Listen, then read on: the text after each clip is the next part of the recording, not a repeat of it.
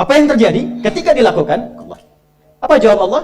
Yaj'al lahu makhraja. Enggak pakai alif lam, makhraja. Masalah apapun yang engkau alami. Suami berangkat ada masalah. Ada masalah umum yang semua orang mengalami itu. Tapi yang ini enggak. Kena macet, ada macet dia mau berangkat, tiba-tiba diarahkan, jangan lewat situ Pak, macet, Bapak kesini aja. Ya. Pak ikut kami saja Pak, tiba-tiba patwal datang, ayo ikut. Ya, itu bisa terjadi. Wa yarzuqhu min haitsu la yahtasib, bahkan rezekinya pun itu datang dari sisi yang enggak diduga. Enggak nyangka ya, emang enggak disangka-sangka datangnya. Ya, habis sholat tiba-tiba telepon masuk, belum selesai proyek ini ada permintaan itu. Beda istidraj dengan takwa itu lain. Kalau istidraj itu bertambah tapi lupa Allah. Hati-hati. Proyek nambah, sholat lupa, hati-hati. Hati-hati ya. Pekerjaan menambah, omset nambah, tapi nggak pernah bisa ngaji. Nggak pernah mampu sholat, hati-hati itu. Dan paling bahaya kalau itu nambah terus sehingga membuat lupa semua ibadah. Itu istidraj namanya. Istidraj.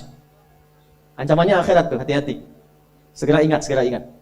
Tapi kalau semakin nambah, semakin ingat Allah, itu anugerah.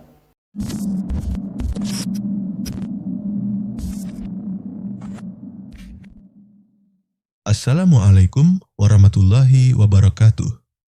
Sahabat muslim, hidup ini penuh dengan masalah, ujian, dan persoalan yang sering membuat hati kita gelisah. Banyak di antara kita yang sibuk mencari jalan keluar, tapi justru semakin jauh dari Allah. Di video ini, Ustadz Adi Hidayat akan membimbing kita bagaimana menghadapi masalah hidup, meraih ketenangan jiwa, dan membuka pintu rezeki dari arah yang tak disangka-sangka. Dengan cara yang benar, sesuai petunjuk Al-Quran dan Sunnah. Tonton sampai akhir, karena setiap kalimat di ceramah ini bisa jadi kunci perubahan hidupmu. Semoga setelah ini kita makin sadar bagaimana cara mengelola rezeki, menjaga salat, zikir, dan mendekat pada Allah agar masalah hidup terasa ringan. Jangan lupa tekan tombol subscribe dan aktifkan loncengnya, supaya kamu nggak ketinggalan video dakwah penuh ilmu dan hikmah dari Ustadz Adi Hidayat. Selamat menyimak, semoga bermanfaat. Kapan itu bisa terkabul dengan cepat doanya? Kapan selesai urusan kita? Kalau koneksinya bagus. Makanya disebutnya zikir, yang terhubung, yang nyambung. Semakin kenal, semakin dekat, semakin mudah. Kadang belum minta, sudah diberi. Ada yang orang belum berucap, Allah sudah berikan. Sehingga ketika menghadapi masalah yang sama, ringan. Bukan gak punya masalah. Akan dihadapi, diringankan oleh Allah. Masalah yang sama, ini sampai ribut, adu argumentasi. Orang ini cuma senyum selesai. Betapa banyak masalah kecil diargumentasikan jadi besar. Akhirnya problem. Tapi tidak sedikit masalah besar dihempaskan di atas sajadah. Ketika koneksinya dengan Allah itu kuat, tiba-tiba hilang seketika, selesai. Makanya Nabi Yakub kalau punya masalah, yang beliau lakukan apa? Dia bentangkan sajadahnya, dia sholat, dia mohon kepada Allah. Itu dilestarikan di Quran surah ke-12 Yusuf ayat ke-86. Aku tuh kalau sedang punya masalah apapun, yang aku bangun konektivitas dengan Allah. Innama ashku bathi wa huzni ilallah. Saya curhatnya cuma sama Allah. Ini Pak, ini bagian pertama. Nah, jadi kalau ingin semakin kuat, sampai ada masalah diringankan, mau kerja dibukakan pintunya, itu ada jenisnya. Yang pokok ada 5 waktu, 17 rakaat. Yang detil itu ada pada sunnahnya. Dan itu hebatnya dalam Islam. Dijelaskan caranya, disebutkan tujuannya, dan diterangkan hikmahnya. Contoh, kita sekarang jam berapa? Jam 9.20. Di waktu saat ini ada waktu sholat disebut dengan sholat duha. Duha itu dibagi 3. Ada awal duha, penguat zikir, pengganti seluruh bagian zikir di tubuh kita, yang disebut dengan syuruk. Itu kurang lebih jaraknya 1 jam setelah subuh. Jadi kalau tadi 4.45, ya 5.45 menjelang jam 6 itu masuk syuruk. Setelah itu masuk ke jam 8 sampai ke kurang jam 10 itu pertengahan duha. Pertengahan duha. Apa fungsinya? Di antaranya mempermudah rizki. Di antaranya. Bilangannya berapa? 2 sampai 4 rakaat bisa dikerjakan. Ya, dan harapannya apa? Bukan pada rizkinya. Ya, jadi jangan sampai motifnya cuma sekedar keduniawi, kurang tepat. Kenalkan kepada Allah, nanti biarkan janji yang disampaikan oleh lisan Rasulullah itu terjadi. Ya, jangan pada rizkinya, ini terbatas, cuma sampai situ. Tapi kalau kita minta sama Allah, dikasih jalannya itu dari sisi yang tidak kita duga. Anda berhitung, Allah kasih hitungan. Anda tak berhitung, Allah kasih apa yang tidak pernah Anda hitung sebelumnya. Itu poinnya. Maka lakukan sholat, dekati, itu yang disebut sholat duha. 2 rakaat, tambah lagi 2, untuk kenal Allah. Kalau sudah merasakan dekat, sudah nyaman, sudah enak, muncullah kemudian kesan dalam hati, terserah Allah mau kasih berapa. Yang penting sudah enak, sudah damai. Di titik itulah kemudian Allah limpahkan dari apa yang nggak pernah kita duga sebelumnya. Tiba-tiba keluar, kok ada telepon, dapat proyek, dapat macam-macam. Tapi tujuan sholatnya bukan untuk proyeknya. Buat kenal Allah, ulul albab ini. Kalau cuma pengen lancar, baru serabutnya. Kalau cuma pengen lulus proyek, itu baru daging luarnya. Ulul albab itu kenal Allahnya, sehingga dia tahu akses intinya tuh itu. Itu poinnya. Dan gak mahal. Emang kalau sholat duha di Anur bayar, Pak? Pakai biaya. Tuh, baiknya luar biasa. Sudah? Itu satu. Kalau mau lagi misalnya, ini yang paling dahsyat nih. Dibimbing kita sampai ke posisi terbaik di apapun itu. Jadi ayah terbaik, ibu terbaik. Ya, jadi karyawan strategis, di militer terbaik. Terbaik tuh gini, di tempat terbaik yang memuliakan tuh makom namanya. Makanya kuburan sering disebut makam kan? Ya kan? Maksudnya apa? Maksudnya Anda selama hidup berkaryalah yang baik, ibadah yang benar, sehingga Anda wafat pun terhormat. Ya, kata makom itu pertama kali di Al-Baqarah ayat 125, makom Ibrahim. Ya. Ketika Allah sampaikan dalam Al-Qur'an, didapatkan di situ makom Ibrahim, wa idh ja'alna al-baita mathabatan lin-nasi wa amna wattakhidhu min maqami Ibrahim. Makanya kalau kita tawaf itu dari mulai Hajar Aswad kan sampingnya dekat sekitar 5 meter ada makom Ibrahim kan? Itu tapak kaki pertama beliau meninggikan pondasi Ka'bah dan di situ diabadikan kemuliaannya sampai beliau wafat. Dikenal sampai sekarang. Ya, setelah sekian abad. Jadi kalau kita ingin terhormat dan masih dikenang sampai kapanpun, itu makom namanya. Tapi ada cara yang lebih hebat. Anda di posisi itu, lawan pun mengakui memang Anda yang pantas ada di situ. Itu namanya makom mahmuda. Makom mahmuda. Siapa yang bikin urutan 100 tokoh paling berpengaruh di dunia? Siapa? Saya tanya, yang nulis siapa namanya? 100.000? 200.000? Dia mencari langsung di Google tuh. Lambat mas, waktu habis. Michael Chart. Dia yang nulis, maaf ya. Urutan pertamanya siapa? Muhammad SAW. Yang nulis itu muslim atau bukan? Kok bisa tergerak hatinya untuk menempatkan seorang nabi muslim di tempat pertama? Saya tanya begini, kenal Abu Jahal nggak? Ya Allah, makin siang nih nggak fokus nih. Saya kira cuma di Bengkali saja yang kenal Abu Jahal, sini kenal juga. Baik, Abu Jahal itu, apakah orang ini tidak kenal Nabi? Kenal. Orang ini tahu, kalau saya sebut orang ini berarti kurang bagus ya. Kalau saya sebut beliau berarti baik ya. Abu Bakar saya sebut beliau, Abu Jahal orang ini. Maksudnya Abu Jahal. Apakah orang ini tidak tahu kalau Nabi itu mulia? Nabi unggul. Nabi hebat kan? Jadi mengakui sebetulnya Nabi unggul. Dan gulat dengan Nabi itu dalam olahraga kalah. Dia tahu Nabi itu kuat. Ya, di dalam cinta juga tahu Nabi paling unggul. Abu Jahal melamar Sayyidah Khadijah ditolak, Nabi nggak lamar, Sayyidah Khadijah minta dilamarin. Ya, dari sejak itulah dia nggak mau tahu semua yang dari Nabi, pokoknya semua harus jelek. Walaupun dia tahu itu baik, nggak kenal, sampai nggak menanamkan pada dirinya nggak ingin kenal kebaikan Nabi, nggak ingin kenal pada sesuatu, itu jahlun namanya. Jadi kalau ada mbahnya yang paling bodoh yang nggak pengen tahu, itu Abu Jahal namanya. Maka sejak saat itu orang ini disebut dengan Abu Jahal. Tapi Abu Jahal pun itu meyakini kebenaran, kekuatan Nabi, cuman karena iri saja. Itu. Tapi dia nggak bisa nolak. Menilai seseorang di tempat terbaik yang kita nggak bisa nolak dan mengakui memang dia orang yang terbaik, itu namanya makom mahmuda. Tahukah Anda? Jalan untuk mencapai makom mahmuda itu nggak akan mungkin kita dapatkan kecuali mendekati yang punya semua makom, yaitu Allah Subhanahu Wa Taala.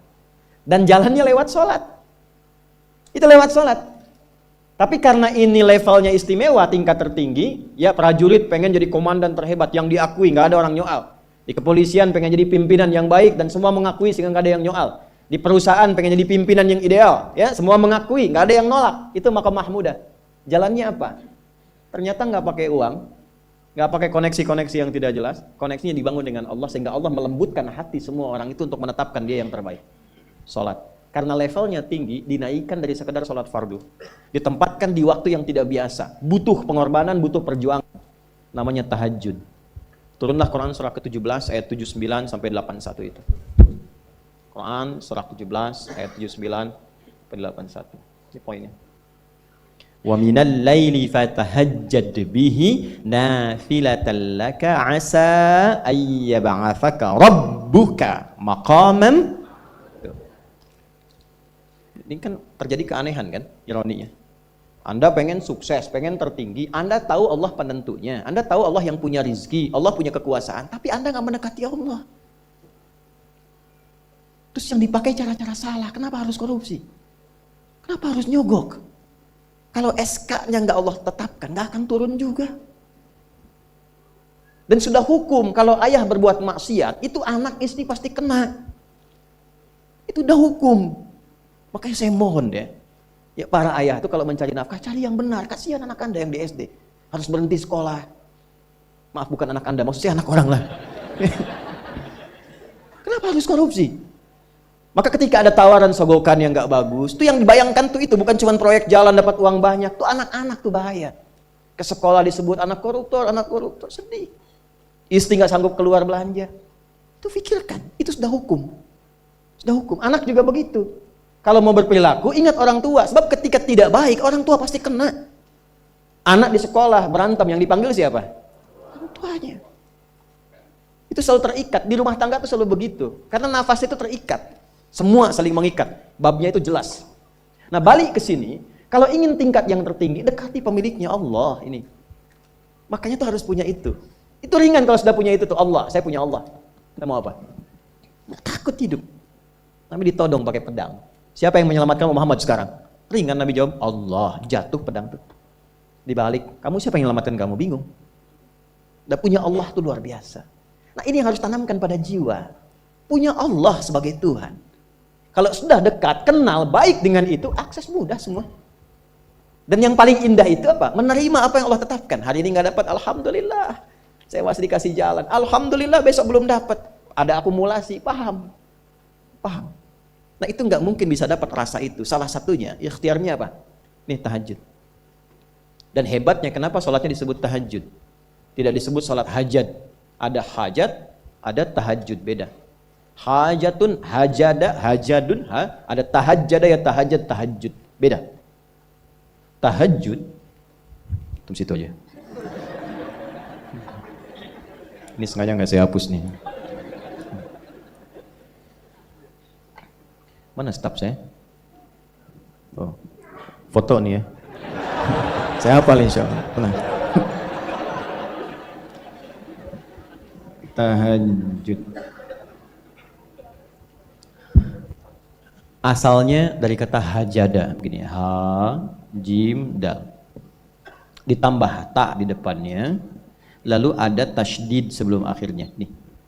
Ini akarnya 3 huruf, ha, jim, dal. Hajada itu asalnya bangun dari tidur malam. Tidur dulu, lalu bangun setelah itu. Itu hajada. Pelan-pelan. Paham sampai sini? Kita teruskan. Kalau kita ingin berusaha untuk bangun, mengoptimalkan diri untuk bangun, maka tambahkan tak di depannya. Berusaha untuk mendapatkan atau mencapai sesuatu. Kalau yang kita akan lakukan itu tidak mudah, nggak gampang bangunnya, sehingga butuh rencana, butuh persiapan, ya kan? Maka tambahkan tasydid sebelum huruf akhirnya. Dari kata syiddah, apa yang mau dikerjakan ini nggak mudah. Memang pengen bangun itu jam 3. Tapi kan nggak tiba-tiba ujuk-ujuk bangun jam 3, belum tentu. Ya kan? Kita harus rencanakan dulu supaya bisa bangun, saat bangun tuh siap, bukan cuma bangun. Bangun jam 3, sholatnya 4:30, ya kan jauh. Maka untuk bangun jam 3 itu butuh persiapan, nih syiddah. Maka rencanakan, pasang alarm 3 kali. Misal yang ikhtiarnya jam 2, jam 2.15, jam 2.30. Alarm jam 2 untuk mematikan alarm yang kedua. Gitu kan? Yakin saya Anda kalau pasang alarm malam tuh nggak satu, yakin? Bangun, ceklek, mati. Minimal ingat akan ada alarm berikutnya kan? Nah, itulah tak. Allah itu sudah tahu modus-modus kita itu. Karena alim maha mengetahui. Detailnya kan kita lakukan kan Allah sudah tahu. Alarm yang kedua, membangun kesadaran paripurna. Peringatan kedua. Kalau pengen bangun, enggak tertidur. Maka ketika sampai pada alarm ketiga, sudah sadar kita. Oh. Apa-apa Bu, alhamdulillah. Lebih baik telat daripada enggak sama sekali. Bangun. Nah, ini. Kalau kita tarik ke implementasi hidup, pengen level tertinggi itu butuh perjuangan. Latihan dulu, kan? Menguras fisik, energi, tenaga, biaya, hasilnya indah. Tapi ada jalan cepat untuk mendapatkan itu. Nih aksesnya, bangun kepada Allah. Gitu. Kalau kita tingkatkan ini, itu luar biasa. Jadi itu. Jadi. Nah, kalau ini terus ditingkatkan, nanti membangun value yang terasa. Ada nilai-nilai yang terasakan, kita merasa lebih dekat dengan Allah. Yang biasanya tadi dipanggil azan baru ingat sekarang, baru selesai subuh udah ingat isya. Nanti isya bagaimana, gitu kan, urutkan. Tapi tetap zuhur juga, zuhur, asar, maghrib, isya. Waktunya kenal, jam berapa. Bahkan dipetakan, saya nanti akan ke sini, masjid yang terdekat di situ. Jadi lihat peta itu, ya, lihat peta jalan, saya nggak sebut nama supaya nggak endorse. Itu lihat peta jalan, itu dia petakan, saya akan sampai di situ jam berapa, durasinya berapa, masjidnya di mana. Kalau tertinggal di situ, di sini saya sholat Jumatnya. Sampai ke situ. Nah, value yang membuat kita semakin meningkat dekat dengan Allah, itu takwa namanya. Takwa. Disebutkan sebanyak 240 kali dalam Al-Quran. Nah, intinya itu ini nih, di jiwa takwanya. Kalau ini sudah ada, Allahu Akbar. Silahkan Anda keluarkan semua kata-kata takwa di Quran. Tidak ada kecuali yang indah semuanya. Quran surah 65. 65 itu babnya bab tolak. Surahnya at-tolak. Tolak itu persoalan terbesar di rumah tangga. Nggak akan bisa terjadi yang demikian itu kalau ada takwa di dalamnya. Nyambung. Kalaupun mesti terjadi, itu spirit takwa mengarahkan pada yang terbaik. Makanya di ayat kedua di ujungnya, sampai ke ayat 3, apa yang terjadi? Di rumah tangga itu kan cuma 2 babnya. Satu masalah dari komunikasi, yang kedua materi. Perhatikan. Wa may yattaqillaha yaj'al lahu makhraja wa yarzuqhu min haitsu la. Siapapun yang mampu meningkatkan takwanya kepada Allah. Pakai man tuh, setiap personnya. Suami, istri, ayah, ibu, anak, satu keluarga mencoba meningkatkan takwa. Dia tahajud, bangun semua ingatkan. Bangun semua tahajud, salat duha, yuk ingatkan dimanapun. Alhamdulillah. Apa yang terjadi ketika dilakukan? Allah. Apa jawab Allah? Yaj'al lahu makhraja. Enggak pakai alif lam, makhraja. Masalah apapun yang engkau alami. Suami berangkat ada masalah. Ada masalah umum yang semua orang mengalami itu. Tapi yang ini enggak. Kena macet, ada macet dia mau berangkat, tiba-tiba diarahkan, jangan lewat situ Pak, macet, Bapak kesini aja. Ya. Pak ikut kami saja Pak, tiba-tiba patwal datang, ayo ikut. Ya, itu bisa terjadi. Wa yarzuqhu min haitsu la yahtasib, bahkan rezekinya pun itu datang dari sisi yang enggak diduga. Enggak nyangka ya, emang enggak disangka-sangka datangnya. Ya, habis sholat tiba-tiba telepon masuk, belum selesai proyek ini ada permintaan itu. Beda istidraj dengan takwa itu lain. Kalau istidraj itu bertambah tapi lupa Allah. Hati-hati. Proyek nambah, sholat lupa, hati-hati. Hati-hati ya. Pekerjaan menambah, omset nambah, tapi nggak pernah bisa ngaji. Nggak pernah mampu sholat, hati-hati itu. Dan paling bahaya kalau itu nambah terus sehingga membuat lupa semua ibadah. Itu istidraj namanya. Istidraj. Ancamannya akhirat tuh, hati-hati. Segera ingat, segera ingat. Tapi kalau semakin nambah, semakin ingat Allah, itu anugerah. Karena Allah telah menilai hamba ini paham menjalani kehidupan, sehingga dia ngerti. Makanya Utsman, Abdurrahman bin Auf, setelah masuk Islam, hartanya makin nambah. Karena kenapa? Karena telah dinilai layak mengelola harta, paham cara mengelolanya. Dapat segini, alokasikan ke sini. Dapat segini, alokasikan ke sini. Pak, di mana logikanya? Ada 600 truk hasil usaha. Bapak punya 600 perusahaan. Satu perusahaannya itu bergerak di bidang misalnya logam mulia. Ya, ada emas, ada berlian, ada macam-macam dan sebagainya. Satu kali Anda berhasil mendapatkan kurang lebih 600 truk logam mulia di dalamnya. Mau datang kemudian ke tempat Anda di jalan. Tiba-tiba apa yang terjadi? Ada komen tetangga kepada Anda. Misal, komennya nggak langsung, cuma ke teman tetangga Anda dengar. Waduh, Pak Asep hisabnya luar biasa kayaknya. Hisabnya, bukan berliannya. Hisabnya luar biasa, terus nyampe di telinga Anda. Kira-kira ketika mendengar itu respon Anda apa? 100.000? Bingung kan? Bingung. Lihat Abdurrahman bin Auf, jazakallahu khair. Datang 600 kafilah pakai unta. Isinya semua emas, berlian, perak, macam-macam. Heboh Madinah, bum bum bum bum bum bum bum. Tiba-tiba Sayyidah Aisyah komen radhiyallahu taala anha. Beliau kan yang terdekat dengan Nabi, satu istri Nabi SAW. Jadi kalau sudah ring satu Nabi, ada yang komen, kita tuh cuma 3 sikapnya. Like, share, and subscribe. Gak usah ikut komen lagi. Sukai, share, subscribe. Ikuti jalannya. Apa komennya? Secara singkat, kama qalat. Aku pernah mendengar Nabi SAW mengatakan, Abdurrahman bin Auf itu agak lambat hisabnya. Ya selambat-lambatnya cepat juga dibanding kita kan? Ya? Maksudnya apa? Ingin menggambarkan betapa banyak kekayaannya. Scan, checklist, semua. Ketika mendengar komen itu, apa kata Abdurrahman bin Auf? Saya jadikan semua yang baru datang itu saya sedekahkan semua untuk orang Madinah. Supaya mempercepat hisabnya itu. Saya sedekahkan semua. Bisa nggak begitu? Coba lihat handphone antum itu.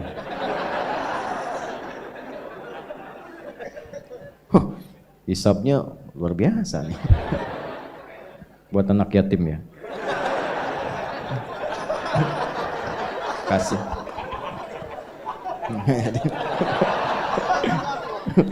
Antum yatim itu kalau belum balik. Ini udah bisa nyari sendiri. Dari perjalanan yatim itu butuh perhatian, banyak di luar anak-anak yang masih butuh perhatian. Buat yatim ya. Nah, mudah. Nah, itu yang maksud saya katakan itu nggak mudah. Tapi kalau kita diberikan anugerah oleh Allah, pandai mengelola sesuatu sesuai dengan kehendak Allah, ini kasih semua. Udah ya? Nah ini, ya jadi sekarang saya cuma pesan 2, nggak banyak-banyak. Sholat sama Quran. Para orang tua sehari, sehalaman aja nggak apa-apa, nggak usah banyak-banyak, 1 halaman. Atau berapa ayat, yang penting ngaji. Yang penting ngaji, nanti lihat berkahnya. Dan jangan cukupkan pada yang 5 ya. Ya ini bukan hukumnya wajib, bukan. Yang wajib tetap 5 waktu. Kalau bisa naikkan, walaupun mungkin 2 rakaat malamnya. Witir 1 rakaat. Atau duha ambil salah satu. Rawatib misalnya. Itu konsistenkan. Istiqomah di situ. Nanti lihat apa yang terjadi. Demi Allah saya katakan, kalau mau coba tuh gini ya. Hari ini Anda baca 1 halaman Quran. Sholat tambah. Besok naikkan 2 halaman. Nanti lihat keberkahan hari ini dengan besok. Pasti terjadi perbedaan. Setiap Anda baca lebih banyak, akan terjadi perubahan kehidupan di hari itu. Gak percaya silahkan. Karena yang jamin langsung pencipta kita. Begitu kita dekati Quran, kehidupan akan berbeda. Begitu konsisten sholat, akses dibuka. Nah kalau ini sudah dilakukan dengan baik, muncullah jalan yang kedua. Jalan inilah yang diberikan tandanya lewat surat An-Naba. Ini baru kita nyambung ke An-Naba setelah 2 jam. Apa itu? Yang pertama itu jalan zikir, alladzina yadhkuru tadzakur. Yang kedua jalan tafakkur. Wa yatafakkaruna fi khalqis samawati wal ard. Rabbana ma khalaqta hadza batila subhanaka faqina adzabannar. Yang pertama tadzakur dengan zikir, bentuknya amaran ritual. Yang kedua tafakkur,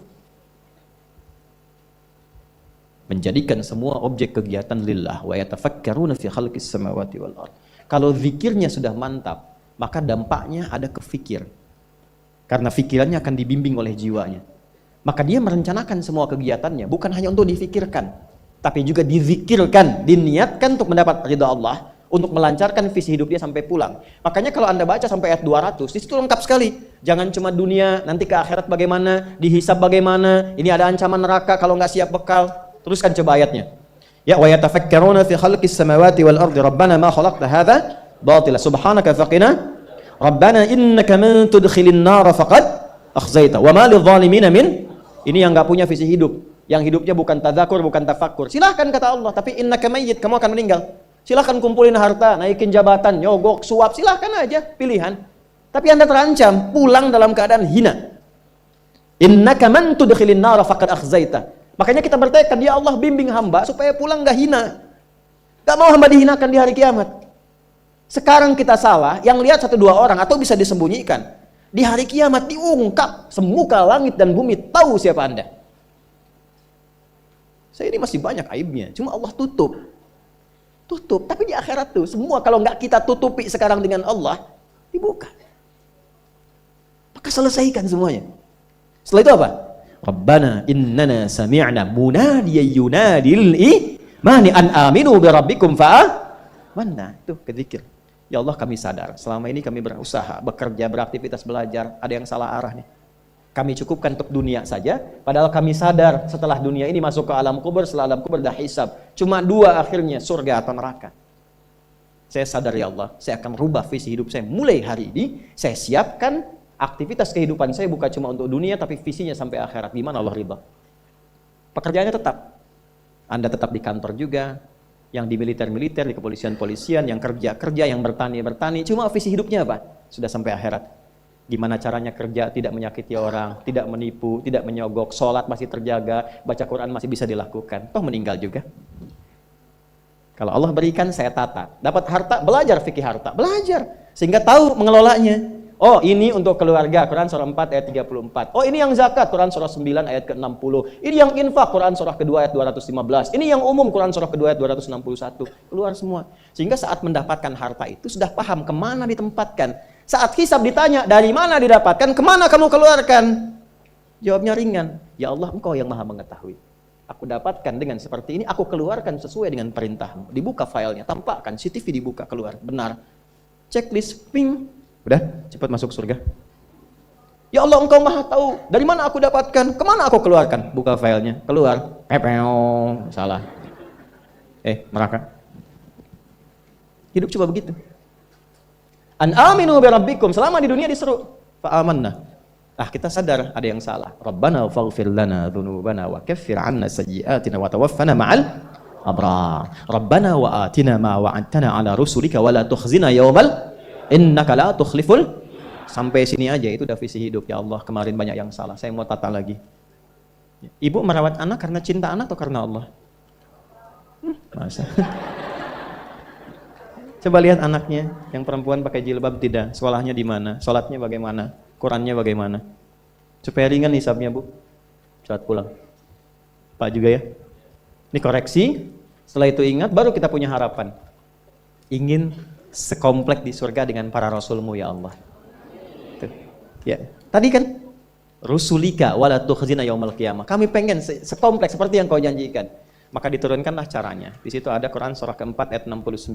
Ya kan? Wa may yuti'illaha wa rasul fa ulaika ma'al ladzina an'ama Allahu 'alaihim minan nabiyyina was-siddiqina wasyuhada'i was-shalihin wa hasuna ulaika rafiqa. Siapa yang pengen sekomplek dengan semua nabi yang pernah bertugas di bumi, maka taati Allah dan Rasulnya. Jadi 3 golongan selain nabi. Siddiqun, orang yang membenarkan tuntunan kemudian dia kerjakan. Syuhada, orang yang berjuang hidupnya untuk menaati Allah lalu wafat. Salihin, jadi orang soleh, yang penting jaga konsisten dalam kebaikan. Nah, kalau itu sudah dapat, kemanapun Anda beraktivitas, ingat Allah. Itu yang dimaksud. Alam naj'alil arda mihada wal jibala wa khalaqnakum wa ja'alna naumakum wa ja'alna al-laila wa ja'alna an-nahara wa banayna fawqakum sab'an. Perhatikan baik-baik, itu runtut semua. Jadi Anda yang kembali riset, lihat gunung, yang di geologi, yang ditambang, yang apa, ingat Allah. Sehingga nggak mungkin nambang sembarangan. Ya kan? Kemudian apalagi yang bekerja siang malam, siangnya bekerja, ingat Allah. Rebahan berbaring, wa ja'alna laila libasa, ingat Allah. Lihat pasangan, wa khalaqnakum azwaja, lihat istri titipan Allah, lihat suami titipan Allah. Maka bikin pikiran, direnungkan sampai hari kiamat. Makanya nanti sampai ayat 40 itu suasana hisab. Ya, sebuah sampai ke ujung. Sampai ke ujung. Sampai ayat 40 suasana akhirat. Enggak ada yang bicara, la yatakallamuna illa man adzina lahu rahmanu wa qala. Sampai di ujung, sampai hisab. Nah, kalau ingin bikin visi hidup sampai kiamat, jangan cuma dunia, siapkan sampai pulang. Itulah intisari surat An-Naba itu. Ya, sampai ke ujungnya. Jadi pada intinya adalah lakukan yang bermanfaat, ubah cara hidup kita. Setelah itu dekati Allah dengan tadzakur, terapkan dalam tafakkur di semua bagian aspek kehidupan kita. Jadi apapun Anda, nggak dicegah. Mau jadi pilot silahkan, jadi insinyur silahkan. Ya, mau jadi menteri, jadi pejabat, di militer, di polisi silahkan. Value takwanya kita keluarkan. Yang penting takwanya. Subhanallah. Betapa dalam dan menyentuh hati nasihat Ustadz Adi Hidayat tadi. Semoga kita semua bisa mengamalkan salat sunnah, memperkuat zikir, membaca Quran, dan membangun visi hidup yang bukan hanya dunia, tapi juga untuk bekal akhirat. Ingat sahabat, rezeki, ketenangan jiwa, dan solusi masalah datangnya dari Allah, bukan dari maksiat atau cara-cara yang salah. Dekati Allah, insya Allah jalan keluar terbuka luas. Yuk, tulis di komentar apa poin yang paling mengena di hatimu, dan bagikan video ini ke keluarga, teman, dan saudara agar semakin banyak yang mendapat manfaat. Klik subscribe dan aktifkan lonceng notifikasinya supaya kita selalu terhubung di majelis ilmu ini. Wassalamualaikum warahmatullahi wabarakatuh.